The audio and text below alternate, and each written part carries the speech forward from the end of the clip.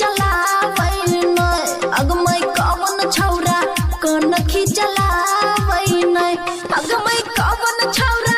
कनखी चलावै नै अगमै कवन छौरा कनखी चलावै नै अगमै छौरा से छौरा दरभंगा वाला ना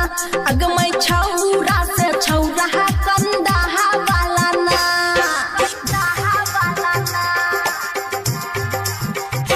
अगमै कवन छौरा हमारा पटावै नै अगमै कवन छौरा हमारा पटावै नै अगमै कवन छौरा हमरा पटावै नै अगमै कवन छौरा हमरा पटावै नै अगमै छौरा से छौरा कुह से सर वाला ना अगमै छौरा से छौरा सहरसा वाला ना DJ good Madhubani DJ good Madhubani कवन छौरा हमारा पटावै नै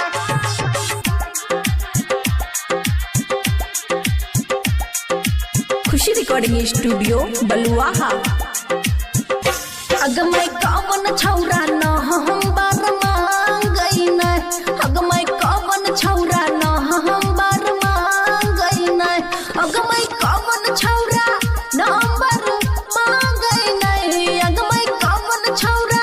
नंबर मांगै नै अगमै छौरा से छौरा मधेपुरा वाला ना अगमै छौरा से छौरा नालंदा वाला ना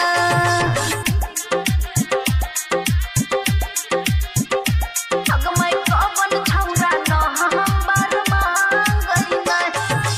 खुशी रिकॉर्डिंग स्टूडियो बलुआहा अगमै कवन छौरा सलह फीकी चैनै अगमै कवन छौरा सलह फीकी चैनै अगमै कवन छौरा सलफी खींचैनै अगमै कवन छौरा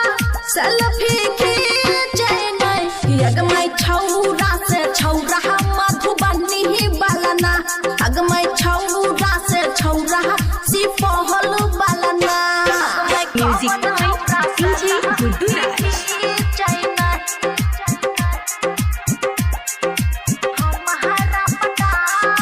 खुशी रिकॉर्डिंग स्टूडियो बलुआहा अगमै कवन छौरा गंदा बाप